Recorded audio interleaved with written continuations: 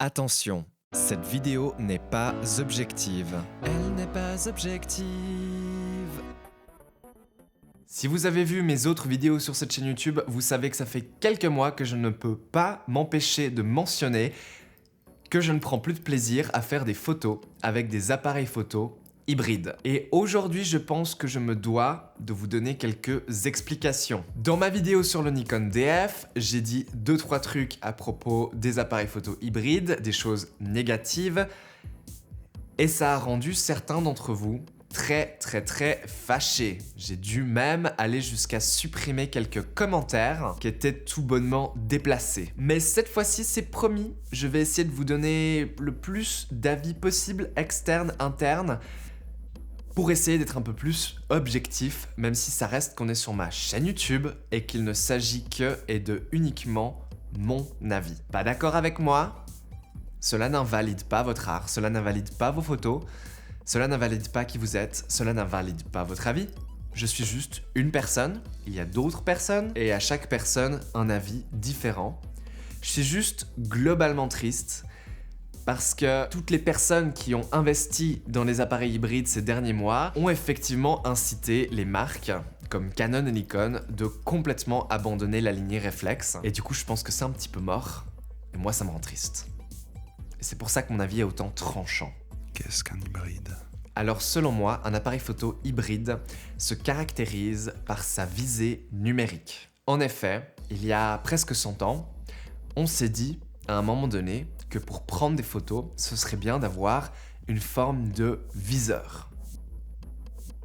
Quelque chose qui nous permet de prévisualiser le cadrage et si possible la mise au point avant de déclencher. C'était comment avant les hybrides? Il existe deux grandes catégories de viseurs, bien entendu il y a plein d'autres façons de viser aussi, mais les deux grandes catégories de viseurs pour les appareils photo qui ne sont pas des chambres techniques, ce sont les viseurs clairs. Un viseur clair, c'est basiquement une petite fenêtre dans laquelle vous mettez votre œil et qui vous montre la réalité. Et l'autre catégorie, ce sont les viseurs réflexes. Le viseur réflexe utilise un système de miroir qui vous permet, en théorie, de viser à travers le même objectif que celui qui va prendre la photo. Ces deux types de viseurs existent depuis l'ère de l'argentique et ont transitionné vers le numérique. Ces deux types de viseurs existent donc sur des appareils photo numérique aussi. Avec l'arrivée de la photographie numérique, on s'est mis à employer un nouveau type de viseur, ou plutôt un nouveau type de visée, et c'est la visée par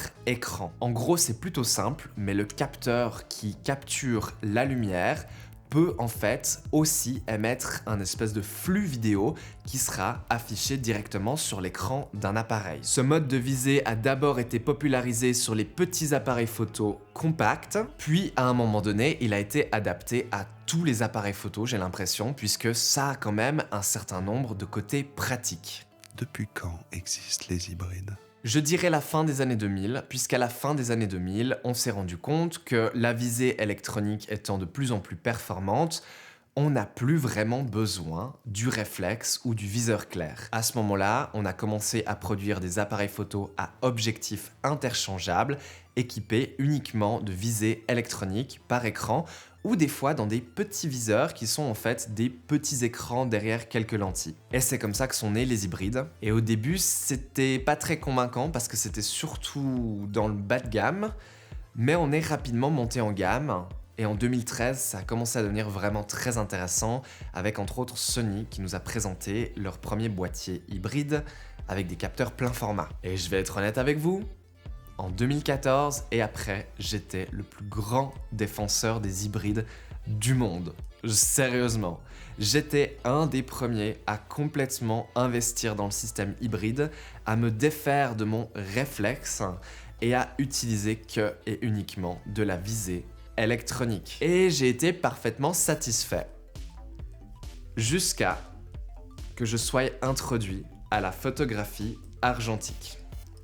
Où à l'argentique, j'ai découvert quelque chose, un plaisir que je n'avais pas eu depuis mes tout débuts dans la photo, et je me suis redécouvert une nouvelle personnalité. Et j'ai procédé à ne produire plus que de la photo argentique. Et pendant le confinement, je me suis remis à faire de la photo majoritairement numérique, ne pouvant pas me rendre à mon labo. Et c'est là que je me suis dit, mais putain, je prends pas de plaisir. Je suis resté dans une impasse pendant presque 2 ans sans faire de photos. Et en 2022, j'ai acheté, juste parce que je trouvais que c'était drôle et qu'il était pas cher, un Canon 5D Mark III, aussi connu comme l'appareil dont je rêvais quand j'étais adolescent, mais que je ne pouvais pas me permettre car il était beaucoup trop cher. Et en fait, j'ai commencé à faire des photos avec ce 5D Mark III et j'ai retrouvé ce plaisir que j'avais avec l'argentique et que j'avais quand je débutais dans la photographie. Et ça m'a fait réaliser, mais qu'est-ce qui se passe? Qu'est-ce qu'il a ce 5D Mark III qui fait que j'apprécie autant faire des photos avec? Et après des mois de réflexion, c'est la visée optique. Quel est l'avantage des hybrides? Il y a plusieurs raisons pour lesquelles les hybrides sont devenus extrêmement populaires et communs. C'est que les hybrides sont des appareils qui sont plus petits et plus légers et qui sont aussi moins chers à produire. Il y a beaucoup moins de mécanique, plus d'électronique, ça demande moins d'élaboration de conception et ça demande moins de maintenance. Un autre énorme avantage des appareils photo hybrides que je suis obligé de citer parce que c'est le plus gros avantage que je vois personnellement à ce système, c'est qu'avec les nouveaux appareils photo hybrides, les marques ont lancé de nouvelles montures qui permettent de monter des objectifs beaucoup plus proches du capteur. Et avoir son objectif beaucoup plus proche du capteur, ça permet en partie de faire des objectifs de bien meilleure qualité. En fait, on a une bien meilleure homogénéité entre le centre et les bordures de l'image, moins de vignettage. Et puis les objectifs sont aussi tout simplement plus compacts. Et encore une fois, en théorie, un petit peu moins chers. Qu'est-ce qui ne va pas avec les hybrides? Bien entendu, vous l'avez compris, ce que je n'aime pas avec les appareils photo hybrides, c'est la visée électronique. Pourquoi? Malheureusement, il y a un truc avec la visée électronique qui me déprime et ça descend beaucoup du fait que la visée électronique est extrêmement imparfaite. L'argument numéro 1 que les photographes qui passent à l'hybride pour la première fois vont attribuer à l'hybride, et c'est quelque chose que j'ai fait en 2014, c'est de dire ce qui est cool avec l'hybride, c'est que le viseur représente exactement la photo finale, puisque c'est pris avec le capteur principal. Dire ça, et on me l'a dit dans mes commentaires, moi-même je l'ai dit sur des vidéos YouTube que j'ai tournées il y a presque 10 ans, c'est faux. C'est juste faux. Le flux vidéo que vous voyez dans votre viseur électronique ou sur votre écran n'est pas représentatif de la photo finale, parce que le flux vidéo qui vient de votre capteur sur votre écran est de bien moins bonne qualité. Il ne représente pas correctement les hautes lumières, il ne représente pas du tout correctement les ombres, il manque de détails, il est souvent très granuleux, il est souvent un peu désaturé, et surtout, il ne représente pas ce que la photo rendra une fois retouchée. En fait, le flux qu'on appelait à l'époque Live View que vous voyez sur votre écran ou dans votre viseur électronique correspond assez correctement à ce qu'un JPEG fait par l'appareil donnerait, certes, mais personnellement, je ne fais pas vraiment de photos au format JPEG et je retouche mes images énormément. Et logiquement, je ne peux pas prévisualiser mes retouches dans ce viseur électronique. Et c'est pour ça que je préfère la visée optique. Pourtant, la visée optique ne représente pas la photo finale non plus. Malheureusement, la visée optique est encore moins parfaite que la visée électronique. Si on devait comparer la visée électronique et la visée optique, on se rendrait compte que finalement, effectivement, on se rend mieux compte de comment on expose, de comment on cadre et de la profondeur de champ sur une visée électronique que sur une visée optique. Donc, tu te contredis. En effet, vous m'avez entendu dire que ce que j'aimais pas avec la visée électronique, c'est qu'elle n'était pas représentative de la photo finale. Et que donc, je préfère la visée optique malgré le fait qu'elle soit encore moins représentative de la photo finale. C'est très incohérent. Et c'est là que je vais vous demander d'ouvrir votre esprit et d'écouter ce que j'ai à dire à ce niveau-là pour que peut-être vous compreniez mon point de vue. Et je continue de le dire, mais tout ça c'est subjectif. Surtout là, surtout ce passage-là, il est subjectif. La visée électronique me montre une version déjà capturée par le capteur d'une certaine façon, qui est plus que déprimante. C'est souvent trop foncé puisque je sous-expose un petit peu pour pas cramer mes hautes lumières. C'est souvent très bruité, c'est souvent basse résolution. Souvent les hautes lumières apparaissent quand même cramées dans le viseur malgré le fait qu'elles ne le sont pas sur le RAW, etc.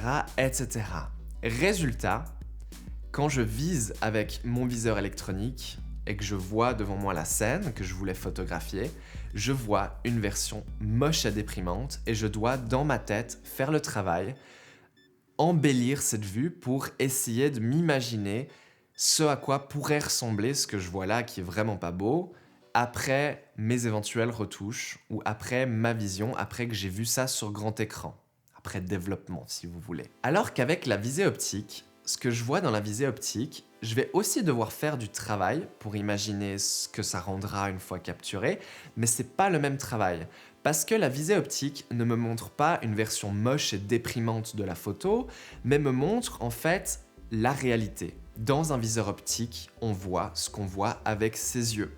Les couleurs, les contrastes, la luminosité, les détails qu'on voit avec nos yeux. Donc quand je vois un sujet dans la rue, ou quand je fais une petite session portrait, que je vois mon sujet sous une certaine lumière avec mes yeux, et que ça me plaît, je porte l'appareil à mes yeux, et je vois la même chose, donc j'ai qu'à cadrer et déclencher. Faire la mise au point aussi, accessoirement. Mettre un appareil avec une visée optique à mon œil ne va pas déformer ce que je percevais jusque-là avec mes yeux, et donc ça va pas me faire trop réfléchir à ce que je suis réellement en train de capturer, et résultat, je gagne une certaine confiance qui me donne envie de faire plus de photos. Et ça, c'est un phénomène que j'ai découvert en faisant de l'argentique, puisque quand on fait de l'argentique, on ne voit pas ces photos avant de les avoir développées.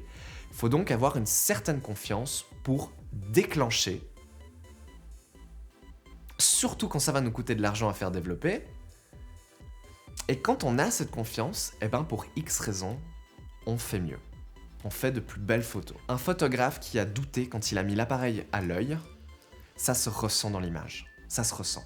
Voilà, c'est une question de feeling. L'art, c'est subjectif, hein, donc il faut faire appel à ses émotions et arrêter de juger tout ça uniquement d'un point de vue technique. En gros, quand j'utilise un appareil photo avec un viseur électronique et que je vois la version moche et déprimante, digitale, artificielle, bruitée, basse résolution, contrastée, trop sombre, de l'éventuelle photo que je vais capturer, à peine je mets l'œil au viseur, je me rends compte que, en fait, la confiance, je l'ai pas.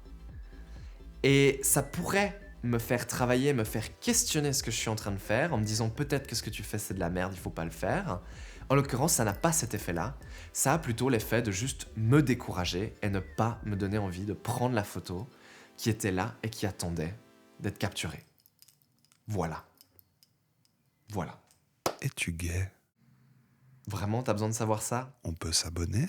Bien entendu que vous pouvez vous abonner. C'est fait pour ça.